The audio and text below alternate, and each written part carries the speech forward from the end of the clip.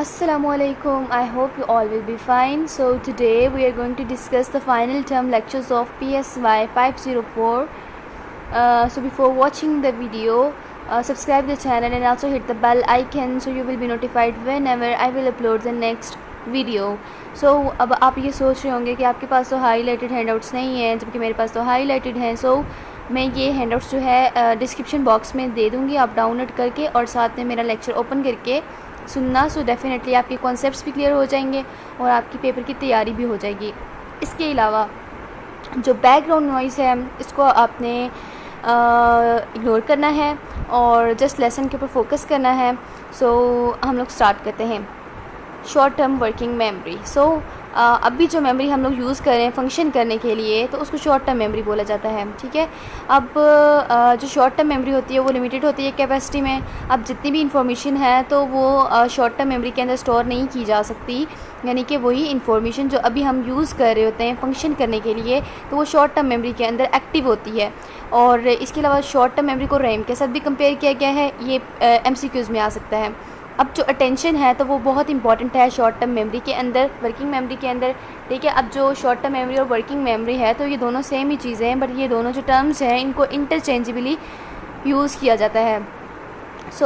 यहाँ pay attention की बात की गई तो हम कोई भी काम अपनी लाइफ में नहीं कर सकते परफॉर्म जब तक कि हम उसको अटेंशन ना दें. Attention is the most important thing. जब हम अटेंशन देंगे तो हम चीज़ों को सही तरीके से कर लेंगे और उनको अपनी मेमोरी के अंदर स्टोर कर पाएंगे. मिसाल के तौर पर अगर हम 2 नंबर्स ऐड कर रहे हैं, ठीक है, अगर हमारी अटेंशन नहीं है, तवज्जो नहीं है तो हम लोग कभी भी उनको सही तरीके से ऐड नहीं कर सकते. हम लोग कोई ना कोई मिस्टेक कर देंगे. जो शॉर्ट टर्म मेमोरी है इसमें अटेंशन बहुत इम्पॉर्टेंट है. अच्छा, जो मेमोरीज़ इस वक्त जो एक्टिव होती हैं ना तो उनको वर्किंग मेमोरी कहा जाता है. अब जो वर्किंग मेमोरी है और शॉर्ट टर्म मेमोरी है वो सेम ही है, बट ये टर्म्स जो वो इंटरचेंजेबली यूज़ हुई हैं. ठीक है. जो अभी हमारी मेमोरीज एक्टिव हैं उनको वर्किंग मेमोरी कहा जाता है बिकॉज़ हम लोग जो उनके ऊपर वर्क कर रहे होते हैं. और इसके अलावा जो वर्किंग मेमोरी होती है वो लॉन्ग टर्म मेमोरी से जो इन्फॉर्मेशन होती है वो लेकर आती है शॉर्ट टर्म मेमोरी के अंदर. फिर हम उस इन्फॉर्मेशन को जो है वो इस्तेमाल कर रहे होते हैं. और इसके अलावा जो वर्किंग मेमोरी होती है तो ज़्यादा काम नहीं करती बिकॉज शॉर्ट टर्म मेमोरी जो होती है वो लिमिटेड होती है कैपेसिटी के अंदर. दोबारा से इंटरचेंजेबली टर्म्स यूज़ की गई हैं जो कि इंसान को बहुत ज़्यादा कंफ्यूज करती हैं. वर्किंग मेमोरी जो है वो प्रेजेंट मोमेंट में ऑपरेट करती है. हम यूँ कह सकते हैं कि हेयर एंड नाउ. अभी जो हमारी मेमोरी इस वक्त एक्टिव है जिसके थ्रू हम फंक्शन कर रहे हैं, जिसके थ्रू हमारे दिमाग के अंदर इंफॉर्मेशन आ रही है तो वो वर्किंग मेमोरी है. फिर उसके बाद यहाँ पे बात हुई है एटकिंसन एंड शिफ्रिन मॉडल. इन्होंने जो है वो एक मॉडल दिया था जिसमें क्या हुआ था कि जो इन्फॉर्मेशन वो कहता है कि फ़र्स्ट ऑफ़ ऑल ना इन्वायरमेंट जो होता है ना, इन्वायरमेंट से हम इंफॉर्मेशन रिसीव करते हैं. अब यहाँ पे ये एक डायग्राम दिखाई हुई है, मैं इसी से आपको समझाने की कोशिश करती हूँ बिकॉज़ थ्योरी में भी यही चीज़ें मेंशन है. तो कहता है कि इन्वायरमेंट है तो इन्वायरमेंट से हम इंफॉर्मेशन रिसीव करते हैं in the form of the input. ठीक है. फिर वो जो इंफॉर्मेशन होती है तो वो जो विजुअल भी हो सकती है, ऑडिटरी भी हो सकती है, सेंसरी रजिस्टर्स में फ़र्स्ट ऑफ ऑल चली जाती है, यानी कि हम अपने सेंसेस के थ्रू इंफॉर्मेशन रिसीव कर रहे होते हैं. फिर उसके बाद वो जो इन्फॉर्मेशन होती है वो शॉर्ट टर्म मेमोरी के अंदर चली जाती है. अब शॉर्ट टर्म मेमोरी में क्या होता है कि बहुत सारे प्रोसेसेस इन्वॉल्व होते हैं जैसे कि rehearsal, coding, decision, retrieval strategies. अगर हम इंफॉर्मेशन की सही तरीके से रिहर्सल नहीं करेंगे तो वो हमें याद नहीं रहेगी और 20 सेकंड्स के अंदर अंदर वो गायब हो जाएगी. और अगर हम उसकी रिहर्सल करेंगे और 20 सेकंड्स तक वो रहेगी और 20 सेकंड्स के बाद की जो इन्फॉर्मेशन होती है वो लॉन्ग टर्म मेमोरी में चली जाती है. और ये जो है वो जब शॉर्ट टर्म मेमोरी में हम लोग रिहर्सल करते हैं, कोडिंग करते हैं, डिसीजंस वगैरह उसके थ्रू जो वो चली जाती है. अब मैं इसको दोबारा से थोड़ा सा एक्सप्लेन करने की कोशिश करूँगी. यहाँ पे नीचे कहता है कि सम टाइम हम लोग कोई लफ्ज़ ऐसा सुनते हैं जो कि हमने काफ़ी टाइम पहले सुना हुआ होता है. ठीक है. वो हमारी लॉन्ग टर्म मेमोरी के अंदर स्टोर हुआ होता है. ठीक है. जो शॉर्ट टर्म मेमोरी होती है वो इन्फॉर्मेशन को लॉन्ग टर्म मेमोरी से लेकर आती है और इस इन्फॉर्मेशन को इन्वायरमेंट के साथ मैच कर रही है. दोबारा से रिपीट करती हूँ, जो शॉर्ट टर्म मेमोरी है तो वो इन्फॉर्मेशन को जो वो लॉन्ग टर्म मेमोरी से लेकर आती है और इसको इन्वायरमेंट के साथ मैच करती है और इसके बाद जो है वो हमारा रिस्पॉन्स नज़र आता है. शॉर्ट टर्म मेमोरी के अंदर 4 कंट्रोल प्रोसेसेस होते हैं. ठीक है. बहुत इंपॉर्टेंट MCQs के लिहाज से और शॉर्ट के लिहाज से. एक होती है रिहर्सल. ठीक है. Second coding, decision and retrieval strategies. कहता है कि जब हमें कोई टेलीफ़ोन नंबर बताता है, ठीक है, जब तक हम उस टेलीफ़ोन नंबर को अपने मोबाइल में स्टोर ना करें तो हम लोग जो है वो उसकी रिहर्सल करते रहते हैं, ठीक है, अपने दिमाग के अंदर। और अगर हम लोग चाहते हैं कि इन्फॉर्मेशन को हम लोग ज़्यादा लंबे अरसे के लिए जो है वो याद रखें, तो हम लोग क्या करते हैं, उस इन्फॉर्मेशन को कोड कर देते हैं। और इसके अलावा वो कहते हैं कि जो शॉर्ट टर्म मेमोरी है तो वो डिसीजंस लेती है, ठीक है। अगर हम लोग शॉपिंग करने के लिए गए हैं और हमने शॉपिंग करनी है या नहीं, हमने कौन सी चीज़ ख़रीदनी है और कौन सी चीज़ नहीं ख़रीदनी, ये जो है वो शॉर्ट टर्म मेमोरी जो है वो डिसाइड करेगी। वो कहता है कि जो शॉर्ट टर्म मेमोरी है तो वो बहुत इंपॉर्टेंट होती है हमारी मेमोरी के अंदर, ठीक है। हम लोग तमाम चीज़ें जो होती हैं तो वो शॉर्ट टर्म मेमोरी के अंदर नहीं कर सकते। और शॉर्ट टर्म मेमोरी जो होती है वो लिमिटेड होती है कैपेसिटी के अंदर। हमारी जो अभी की जो इन्फॉर्मेशन होती है तो वो लॉन्ग टर्म मेमोरी के अंदर चली जाती है। और इसके अलावा जो फर्स्ट जो इन्फॉर्मेशन होती है वो शॉर्ट टर्म में जाती है, फिर उसके बाद जो वो हम लोग रिहर्सल के थ्रू उसको लॉन्ग टर्म में लेके जा सकते हैं। मिसाल के तौर पर एक डिप्रेसिव पेशेंट है तो उसकी मिसाल दी हुई है, ठीक है। कहता है कि अब एक डिप्रेसिव पेशेंट है तो उसके जो लाइफ इवेंट्स हैं उसको एक थेरेपिस्ट याद करवाने की कोशिश करता है, ठीक है। और ये वो इवेंट्स हैं जो कि उसको बहुत ज़्यादा डिप्रेस किए हुए हैं, जिसकी वजह से बहुत ज़्यादा परेशान है, वो अपसेट है, लो है।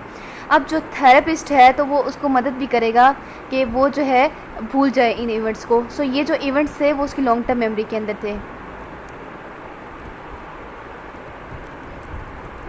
Lesson number 24 short term memory वही बात कर रहे हैं कि हम लोग फंक्शनिंग के लिए इस्तेमाल कर रहे होते हैं, ठीक है।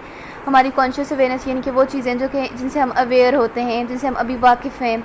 शॉर्ट टर्म मेमोरी के अंदर चीज़ें जो वो थोड़े से टाइम के लिए रहती हैं। और इम्पॉर्टेंट मॉडल है शॉर्ट टर्म वर्किंग मेमोरी का, तो वो है एटकिंसन और शिफ्रिन का।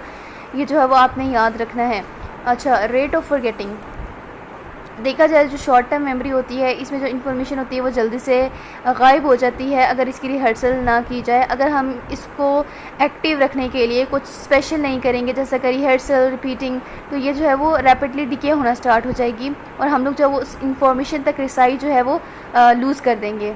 फिर इसके बाद जो है वो इन्होंने एक एक्सपेरिमेंट परफॉर्म किया था पीटरसन ने, और ये जैसे एक दफ़ा आपने रीड करें क्योंकि ये पेपर में आने के चांसेस बहुत कम हैं। अब हम लोग जो है वो यहाँ पे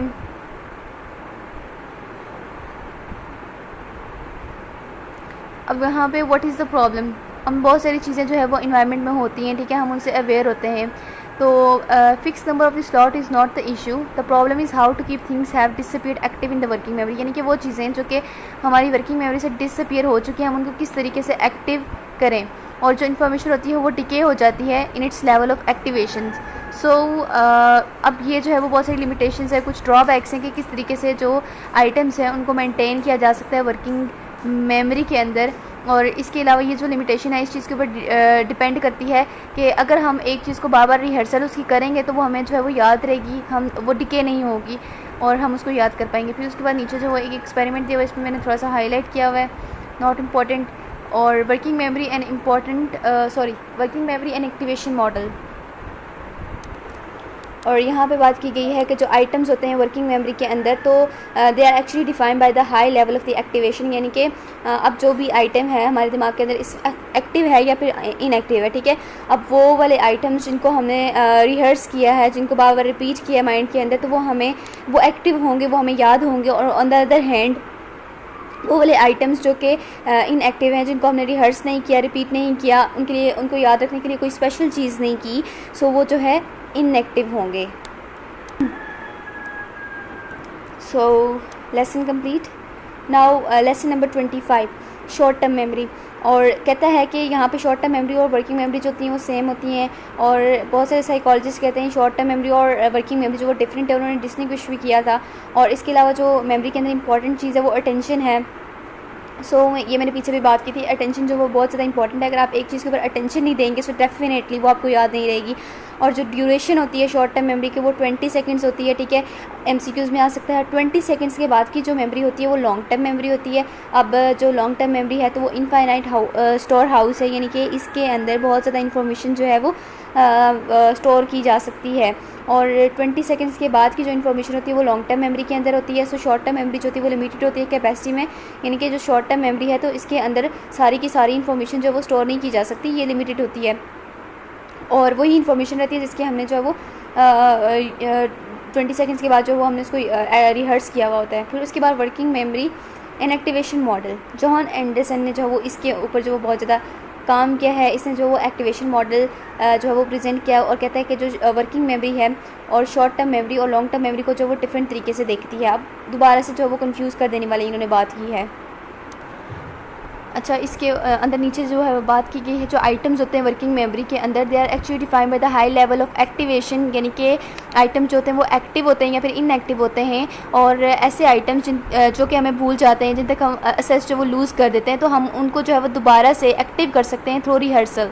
सो अटेंशन जो है वो बहुत ज़्यादा इंपॉर्टेंट चीज़ है। जब तक आप अटेंशन नहीं देंगे तो जो है तब तक आपको चीज़ याद नहीं होगी। सो अटेंशन जो वो किस चीज़ के ऊपर रिलाई करती है, रिहर्सल के ऊपर। और जो रिहर्सल है तो वो हम लोग डीके से पहले कितना रिहर्स करते हैं उसकी भी जो है कुछ लिमिटेशन है। एक्टिवेशन इन द नेटवर्क, सो इसमें बात की ये है, ये जो है वो एक ऊपर दिया हुआ है हमें नेटवर्क वर्ड्स का, ठीक है। हम लोग कहते हैं कि ये एक सिमेंटिक नेटवर्क है। सिमेंटिक नेटवर्क वो होता है जिसमें ना एक वर्ड का दूसरे वर्ड के साथ लिंक होता है, और हर एक वर्ड का जो वो दूसरे के साथ जो वो लिंक होता है, जिसके थ्रू हम लोग एक जो ओरिजिनल चीज़ है उसको आइडेंटिफाई कर सकते हैं। जैसे कि पेंगुइन, तो इसमें जो हो दो इसके डायरेक्ट लिंक है, जैसे कि स्विमिंग के साथ और बर्ड के साथ। एक बर्ड है और स्विम भी, तो इससे जो वो हम लोग उसको जो है वो रिकॉग्नाइज़ कर सकते हैं। इसके बाद मैजिक नंबर 7, और यहाँ पे जो है वो मतलब एक एक्सपेरिमेंट है, ये जस्ट आपने पढ़ लेना है, नॉट इम्पॉर्टेंट मेरे ख्याल से, लेकिन पढ़ लेना एक दफ़ा। अच्छा, चंकिंग, चीज़ों को याद करने का एक और तरीका है, वो है चंकिंग। चंकिंग में क्या होता है कि अगर आप कोई नंबर याद करें तो उसको जो आप पेयर्स में डिवाइड करें, तो जैसे कि यहाँ पे नंबर दिया हुआ है 6174927861, तो इसको आप पेयर्स में डिवाइड कर सकते हो 4 या 3 के या फिर 2 के, और इस तरीके से आप इन्फॉर्मेशन को जो वो याद कर सकते हो। बट इसके अलावा यहाँ पे बताया हुआ है कि जो चंकिंग होती है तो वो इंक्रीज़ करती है कैपेसिटी को, ठीक है। कैपेसिटी जो होती है वो वेरी करती है with the meaningfulness of the material. Chunk जो होता है वो एक मेमोरी यूनिट है, और इसके अलावा जो हमारी चंकिंग के थ्रू हम लोग 21 डिजिट्स को जो वो याद कर सकते हैं। जो वर्ड लिमिट है तो वो जो है वो 7 होती है, बट जो the capacity of the sentence is much lower than letters and words. Now we are moving toward lesson 26 4। Chunking के बारे में वही बात की गई है जो मिया हमने ऊपर बात की थी। सो यहाँ पे जो वो एक हाईलाइट किया हुआ है, de Groot wrote a book on a chess in 1965। The name of the book was thought and choice in the chess. मैं आप लोग का टाइम वेस्ट नहीं करूँगी, बस मैं जल्दी जल्दी आपको कवर करवाती जाती हूँ चीज़ें। और यहाँ पे भी जो है वो मतलब memory edit pattern perceiver, MAP। अच्छा, MAPP, इसका एब्रीविएशन याद रखना है आपने, और इसके अलावा जो है वो किसने प्रेजेंट किया था ये याद रखना है। और chunking for chess is over time chunking, it is change with in the time और मूव्स। अच्छा, ये एक एक्सपेरिमेंट कंडक्ट किया गया है। Alan Baddeley model of working memory, important. इन्होंने जो है वो वर्किंग मेमोरी का एक जो मॉडल है तो वो प्रेजेंट किया था, और इनके जो मॉडल की प्रेजेंटेशन है वो ये है। कहता है कि जो he said about the sound rehearsal not the meaning. इसे साउंड रिहर्सल के बारे में बात की और मीनिंग के बारे में बात की। इसे फोनोलॉजिकल रिहर्सल के बारे में बात की साउंड रिहर्सल की वजह से, ठीक है। और इसका मतलब यह है कि हम लोग चीज़ों को अपने मुंह से रिपीट करें, उनको बोलने बार बार उनको रिपीट करें, इस तरीके से वो हमें याद रह सकती हैं। अगर हम लोग टेलीफोन नंबर रिवाइज़ करते हैं बार बार, सो हम लोग इसलिए रिवाइज़ नहीं करते कि इसका कोई मीनिंग होगा या क्या, वो हम इसलिए रिवाइज़ करते हैं कि क्योंकि वो हमें याद करना है। अगर वो हम याद नहीं करेंगे तो उसका कॉन्सिक्वेंस क्या होगा कि हम उस पार्टिकुलर बंदे के साथ बात नहीं कर सकेंगे। सो वो कहता है कि हमारी जो शॉर्ट टर्म मेमोरी है तो इसके अंदर एक स्केच पैड है। अब स्केच पैड क्या होता है कि उसके ऊपर हम लोग सिर्फ वही चीज़ें देख सकते हैं जो कि इम्पॉर्टेंट हो, वो चीज़ें जो कि इम्पॉर्टेंट नहीं है हम स्केच पैड के ऊपर उनको नहीं देखेंगे। सो यहाँ पे नीचे बात हुई है सेंट्रल एग्जीक्यूटिव सिस्टम की। अच्छा, ये वो होता है जो हमारे मेमोरी सिस्टम को कंट्रोल कर रहा होता है, ठीक है। ये जो सेंट्रल एग्जीक्यूटिव होता है ये अटेंशन के बारे में डिसाइड करता है कि किस चीज़ को मैंने अटेंशन देनी है, किस चीज़ को अटेंशन नहीं देनी, और जो मेमोरी है इसके अंदर कौन सी इन्फॉर्मेशन स्टोर करनी है और कौन सी इन्फॉर्मेशन स्टोर नहीं करनी। और जो सेंट्रल एग्जीक्यूटिव होता है सो यूँ कह लें कि ये डिसीजंस लेता है, और इसके अलावा जो है वो जो भी इन्फॉर्मेशन होती है उसके बारे में डिसीजन लेता है, फिर उसको जो वो लॉन्ग टर्म मेमोरी के साथ वो क्या कर रहा होता है, मैच कर रहा होता है। तो हर एक डिसीजन जो था वो सेंट्रल एग्जीक्यूटिव लेता है, और ये जो वो पेपर में आ सकता है MCQs में। Now we are moving toward lesson number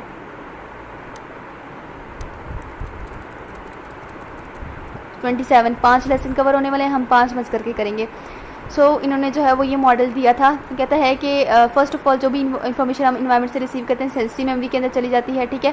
फिर उसके बाद जो होती है वो शॉर्ट टर्म मेमोरी में चली जाती है। फिर उसके बाद जो वो रिहर्सल के बाद, बहुत ज़्यादा रिहर्सल के बाद, वो जो इन्फॉर्मेशन थी वो लॉन्ग टर्म मेमोरी के अंदर चली जाती है। फिर उसके बाद जो वो डिके थ्योरी के बारे में बात हुई है, तो कहता है कि जो भूलना है तो वो वक्त के साथ जो है वो हो जाता है, क्योंकि वक्त के साथ हम चीज़ें भूलते जाते हैं, ठीक है। फिर उसके बाद यहाँ पे बात हुई है इंटरफेरेंस थ्योरी की। तो कहता है कि जब हम लोग दो टास्क परफॉर्म कर रहे होते हैं, ठीक है, तो वो दोनों जो वो एक दूसरे के अंदर इंटरफेयर कर रहे होते हैं और इससे हम लोग जो वो इन्फॉर्मेशन समटाइम भूल भी जाते हैं। और दो तरह की इंटरफेरेंस बताई हुई है, रेट्रोएक्टिव इंटरफेरेंस और प्रोएक्टिव इंटरफेरेंस। अब बात ये हो रही है कि ये बहुत इंपॉर्टेंट है शॉर्ट टर्म के लिहाज से।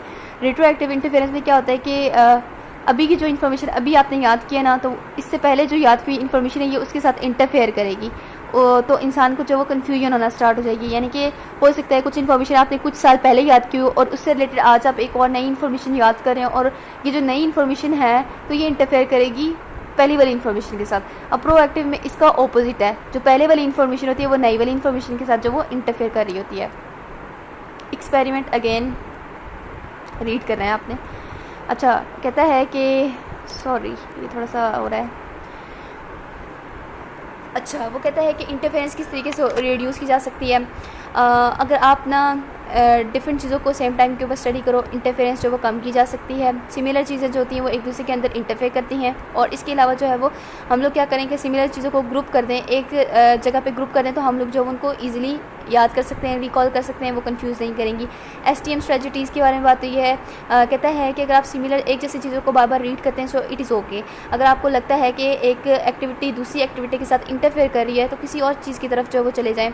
STM एंड वर्किंग मेमोरी, इसके अलावा वो मतलब वही कहते हैं कि वर्किंग मेमोरी और शॉर्ट टर्म मेमोरी जो वो डिफरेंट है या नहीं, सेम है या डिफरेंट है, उसके बारे में जो है वो एक डिबेट स्टार्ट हुई थी। और जो है यहाँ पे कुछ साइकोलॉजिस्ट थे, इन्होंने जो कुछ मॉडल प्रपोज किए थे, नॉट इम्पॉर्टेंट। अच्छा, वर्किंग मेमोरी कहते हैं एंजल मॉडल का क्या था, सेंट्रल एग्जेक्टिव। अच्छा, सेंट्रल एग्जेक्टिव मैंने आपको ऊपर भी बताया था, इसमें बहुत इंपॉर्टेंट चीज़ होती है अटेंशन, ठीक है, जो कि वर्किंग मेमोरी का एक हिस्सा होती है, ठीक है। और जो टास्क होता है सेंट्रल एग्जेक्टिव का, तो वो क्या होता है कि एक्टिवेशन को अचीव करें, यानी कि जो आइटम्स हैं उनको एक्टिवेट कर सके।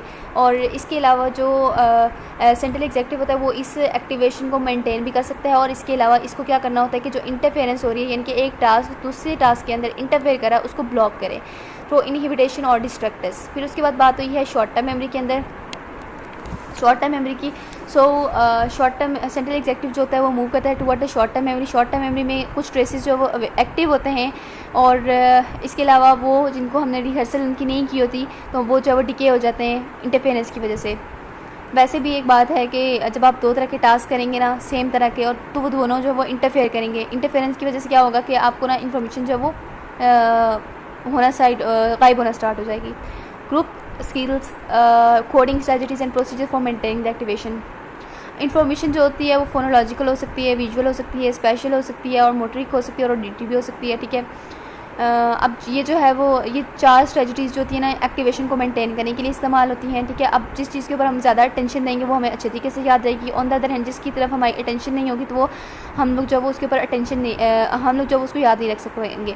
और इसके अलावा कुछ टास्क कहते होते हैं, कुछ टास्क ऐसे होते हैं जिनको जो वो बहुत ज़्यादा अटेंशन की ज़रूरत होती है और अटेंशन डिमांडिंग टास्क होते हैं, और कुछ जो होते हैं वो लेस अटेंशन डिमांडिंग होते हैं। सो वो टास्क जिनको अटेंशन की ज़रूरत होती है तो हम उनको अटेंशन दे के जो वो याद कर सकते हैं।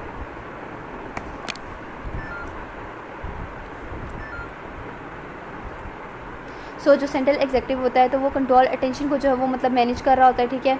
और यानी कि किस चीज़ की तरफ मैंने अटेंशन देनी है और किस की तरफ मैंने अटेंशन नहीं देनी।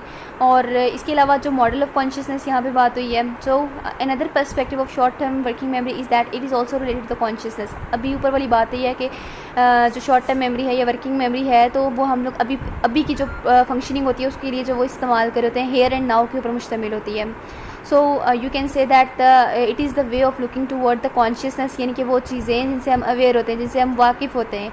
सो psychological time of short term memory जो होता है वो 1 सेकेंड टू 20 सेकेंड्स तक होता है। ये आपने जो वो याद रखना, यानी कि 20 मिनट में हमने 5 लेसन कवर कर लिए। और मेरे ख्याल से मैंने बेहतर जो है वो एक्सप्लेन किया, लेकिन मेरी थोड़ी स्पीड तेज़ थी, लेकिन वो इसीलिए तेज़ थी कि आप लोग जो है वो तंग ना हो और आपका लेसन जो वो जल्दी कंप्लीट हो जाए। और इसके अलावा ना आपको 1.5 पे ना करनी पड़े वीडियो की speed.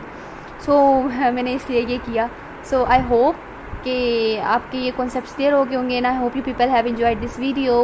If you want to hear from me again then be sure to hit that subscribe button before you go. अगर आप फेसबुक के ग्रुप में ऐड होना चाहते हैं तो मुझे बता देना, मैं आपको ऐड कर दूँगी. और ये जो हैंड आउट्स हैं ये मैं डिस्क्रिप्शन बॉक्स के अंदर दे दूँगी. सो ठीक है, फिर अल्लाह हाफिज़, bye bye, best of luck for your exam.